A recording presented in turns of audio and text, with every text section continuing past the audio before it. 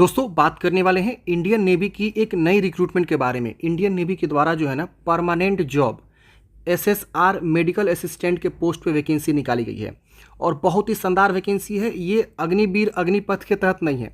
इसमें आपका ना इनिशियल इंगेजमेंट पीरियड जो है आप देख सकते हैं 20 ईयर्स का है। यानी जो आपका परमानेंट कमीशन जो होता है ना उसके अकॉर्डिंग परमानेंट जॉब आपका जो है इंडियन नेवी में आपका रहने वाला है। और एडवर्टाइजमेंट देख सकते हैं 02/2024 बैच आपका रहने वाला है। इसमें अगर आपने 12th कर रखा हुआ है ना बायोलॉजी विषय के साथ फिजिक्स केमिस्ट्री बायोलॉजी तो आप फॉर्म को भर सकते हैं और ऑन मैरिड मेल ही कैंडिडेट्स यहाँ पे सिर्फ फॉर्म को भरेंगे। तो इस भर्ती का जो है ऑफिशियल नोटिफिकेशन आ चुका है। कब से कब तक फॉर्म भरे जाएंगे, हाइट आपकी क्या मांगी गई है, हाइट बहुत ही मिनिमम रखी जाती है। हम आपको बताएंगे आगे चल के सिलेक्शन प्रोसेस सब चीज़ हम आपको बताएंगे। क्या इसमें सबका एडमिट कार्ड आता है कि नहीं आता है, इसकी भी हम यहाँ पे चर्चा करने वाले हैं। इसके अलावा डॉक्यूमेंटेशन आपको क्या क्या कर लेने हैं फॉर्म भरने से पहले, इसकी भी हम पूरी जानकारी आपको यहाँ पे देने वाले हैं। तो वीडियो को लास्ट तक देखिए, सारा चीज़ हम आपको यहाँ पे बताने वाले हैं। देखिए इसमें जो आपका फॉर्म है वो जो है अनमैरिड मेल कैंडिडेट्स ही फॉर्म को भर सकते हैं। और इसमें जो आपका पद रहेगा वो आपका मेडिकल ब्रांच में रहेगा, एसएसआर मेडिकल असिस्टेंट आप कहलाएंगे। और यहाँ पे जो है ना स्टेट वाइज जो है आपका यहाँ पे वैकेंसी जो है टेंटेटिव रहती है। तो वो आगे जो है स्टेट वाइज मैनर में आपको बता दिया जाएगा आगे चल के। अब एजुकेशन क्वालिफिकेशन की बात करें तो 10+2 एग्जामिनेशन आप पास होना चाहिए, फिजिक्स केमिस्ट्री बायोलॉजी।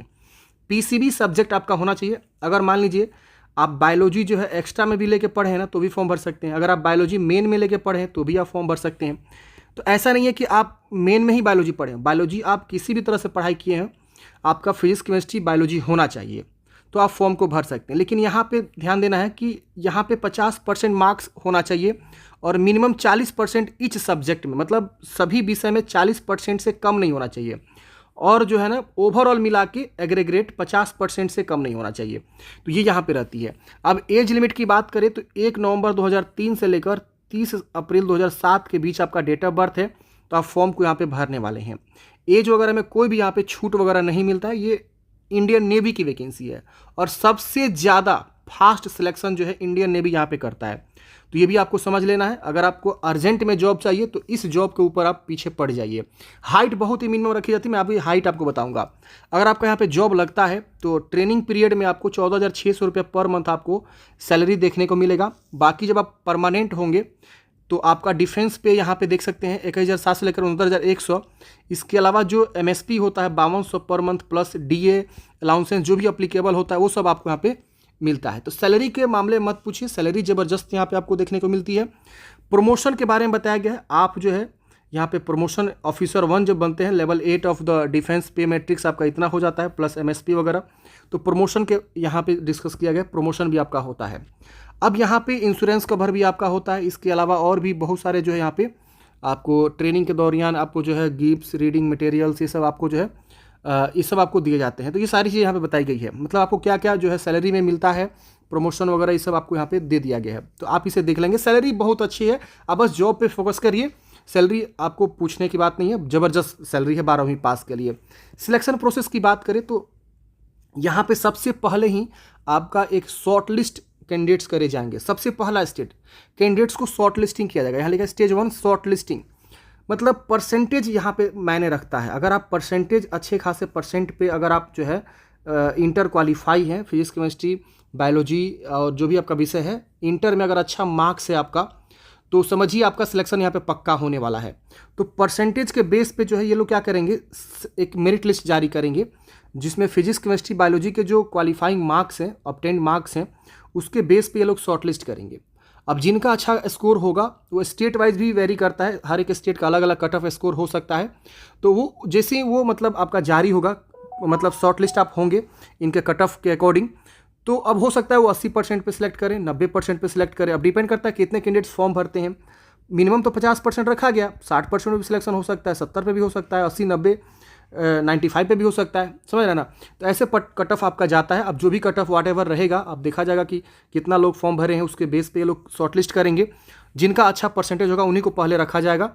तो इस तरह से वो लोग क्या करेंगे, शॉर्ट लिस्ट करेंगे। शॉर्ट लिस्ट कैंडिडेट्स को जो है ये लोग कॉल लेटर दे के जो है बुलाएंगे पार्ट 2 एग्ज़ाम के लिए, स्टेज 2 एग्ज़ाम के लिए। अब स्टेज 2 एग्ज़ाम में आपका जो है ना यहाँ पे जो आपका होता है वो आपका होता है रिटन एग्जामिनेशन और इसके अलावा जो है आपका पीएफटी, दोनों एक साथ होता है। PFT physical fitness test. तो फिजिकल फिटनेस टेस्ट की बात करें तो यहाँ पे आपका जो है ना 1.6 किलोमीटर की रनिंग करनी होती है 6.5 मिनट में, और उठक बैठक 20 और पुशअप 15 और बेंच नी सीटअप आपके 15 करने होते हैं। इसके बाद उसी दिन आपका रिटन टेस्ट भी होता है, हिंदी इंग्लिश दोनों लैंग्वेज में आपका रिटन टेस्ट होता है, और 100 क्वेश्चन आपको जो है यहाँ पे रहते हैं। English, science, biology and general awareness के क्वेश्चंस होते हैं। रीजनिंग से भी आपको क्वेश्चंस होते हैं। 25 मार्क्स ईच, मतलब यहाँ से 25, यहाँ से 25, यहाँ से 25, यहाँ से 25 आपके क्वेश्चन पूछे जाते हैं। और 10+2 लेवल का जो है आपका सिलेबस रहता है। सिलेबस बोला गया है कि इनके ऑफिशियल वेबसाइट पे डाल दिया गया, तो आप इंडियन नेवी की ऑफिशियल वेबसाइट पे जाएंगे तो वहाँ पे आपको देखने को मिल जाएगा इसका फुल सिलेबस, और उसी सिलेबस को ध्यान में रखते हुए अपनी तैयारी करेंगे। जब फाइनल कट ऑफ बनेगा वो आपका इसी रिटन टेस्ट के बेस पे बनेगा। ये आपका क्वालिफाइंग इन नेचर रहने वाला है, तो इसको आप समझ लेंगे। अब इसके बाद से आपका होता है मेडिकल एग्जामिनेशन। मेडिकल एग्जामिनेशन होने के बाद से आपका फाइनल मेरिट लिस्ट तैयार होता है। फाइनल मेरिट लिस्ट आपका रिटन 2 जो स्टेज 2 रिटन एग्जाम होगा उसके बेस पर आपका फाइनल मेरिट लिस्ट तैयार होगा। लेकिन यहाँ बताया गया कि फिजिकल फिटनेस टेस्ट और मेडिकल एग्जामिनेशन आपको जो है पास होना पड़ेगा, तभी जाके आप यहाँ पे आप इस मेरिट लिस्ट में शामिल हो पाएंगे। मान लीजिए आप रिटन एग्जाम क्वालिफाई हो गए लेकिन आपका फिजिकल फिटनेस टेस्ट सही नहीं है, मेडिकल ही सही नहीं है, तो फिर आपका कोई मतलब नहीं है, समझ रहे ना। तो आपको जो है ये सिर्फ क्वालिफाइंग इन नेचर है, ये दोनों मेडिकल एग्जामिनेशन और फिजिकल फिटनेस टेस्ट, और बाकी यहाँ पे आपका रिटन एग्जामिनेशन के बेस पे ही मेरिट बनेगा। मेडिकल स्टैंडर्ड के बारे में बताया गया, परमानेंट टैटूज आपके बॉडी में नहीं होने चाहिए। फिजिकल स्टैंडर्ड के बारे में बताया गया कि आपका 157 सेंटीमीटर मिनिमम हाइट है, तो 157 सेंटीमीटर देख ही रहे हैं, बहुत ही कम है। अगर हम बात करें ITBP या और भी एग्जाम के तो उसमें 165 सेंटीमीटर यहाँ पे आपकी हाइट रखी जाती है, लेकिन इंडियन नेवी में 157 सेंटीमीटर यहाँ पे मिनिमम हाइट आपकी होनी चाहिए। इससे ज़्यादा है तो और बेहतर है, लेकिन इतना कम से कम चाहिए सभी को, समझ रहे ना। अब यहाँ पे आपका ट्रेनिंग होता है, तो ट्रेनिंग बताया गया कि नवंबर 2024 में ही आपका स्टार्ट हो जाएगा उड़ीसा में, जो कि INS चिल्का है। और इसके बाद से यहाँ पे बताया गया है आपका कि आपका जो है कॉल लेटर कब तक आएगा, कब तक आपका जो है स्टेज 2 होगा। मतलब स्टेज 2 मतलब क्या कि फिजिकल फिटनेस टेस्ट और रिटन एग्जामिनेशन कब होने वाला है, तो ये आपका मिड अक्टूबर में बताया गया है। ये टेंटेटिव है, हो सकता है कि 1 महीना आगे पीछे हो सके, समझ रहे ना। Including date, time and place would be issued tentative by the September 2024 या अर्ली अक्टूबर 2024, समझ रहे ना। यानी अक्टूबर से सितंबर के बीच आपका जो है यहाँ पे सिलेक्शन हो जाएगा, तो आपको अभी से अच्छे से तैयारी करना स्टार्ट कर देना चाहिए। अब यहाँ पे हाउ टू अप्लाई, तो आपका फॉर्म जो है 7 सितंबर से शुरू होगा, 17 सितंबर तक आप फॉर्म को भरेंगे। ऑनलाइन मोड में आपको फॉर्म को भरना है। joinindiannavy.gov.in की ऑफिशियल वेबसाइट से आप फॉर्म को भरेंगे। एक प्रॉपर हम वीडियो लेकर आ जाएंगे कैसे आपको फॉर्म को भरना है स्टेप बाय स्टेप। फॉर्म भरने से पहले अपने पास जो है ओरिजिनल 10वीं का मार्कशीट सर्टिफिकेट और 10+2 का मार्कशीट सर्टिफिकेट ये सब आप रेडी रखेंगे। इसके अलावा फोटोग्राफ आपको रेडी रखना है। फोटोग्राफ जो है ब्लैक स्लेट पकड़ के आपको जो है ना उसके ऊपर आपका नाम लिखा होना चाहिए। चेस्ट के ऊपर पकड़ना है आपको ब्लैक स्लेट, और उसके ऊपर आपका नाम लिखा होना चाहिए और डेट मेंशन होना चाहिए कब आपने फोटो खिंचवाया हुआ। वाइट चौक से आपको लिखवाना है, ये विशेष ध्यान है। कैपिटल लेटर में अपना नाम और डेट वगैरह सब चीज़ अच्छे से लिखेंगे। पासपोर्ट साइज फोटोग्राफ, और इसका 20 कॉपी निकालेंगे, क्योंकि जब आपका सिलेक्शन होता है ना तो आगे चल के फोटोग्राफ्स आपके लगते हैं। और अप्रैल 2024 के पहले का नहीं होना चाहिए, उसके बाद का जो है आपका यहाँ पे फोटोग्राफ मांगे। अगर मान लीजिए आप थोड़ा सा पहले फोटो खिंचवाएं तो चल जाएगा, नया खिंचवाने का सकते नहीं, लेकिन ध्यान देना है अप्रैल 2024 के बाद का होना चाहिए। अब यहाँ पे आपको ये आ गया डॉक्यूमेंटेशन, मैट्रिक, इंटर। इसके अलावा आपको डोमिसाइल जो है यहाँ पे जरूरी है, डोमिसाइल सर्टिफिकेट अपना बनवा लेंगे। इसके अलावा अगर आप OBC से आते हैं तो क्रीमी लेयर सर्टिफिकेट जो होता है सेंट्रल वाला वो बनवा लेंगे। EWS से आते हैं तो EWS सर्टिफिकेट, SC/ST आते हैं तो SC/ST का सर्टिफिकेट अपना जो है बनवा लेंगे, समझ रहे ना। डोमिसाइल सर्टिफिकेट बहुत ज़्यादा मैंडेटरी है और जाति सर्टिफिकेट भी बहुत ज़्यादा मैंडेटरी है।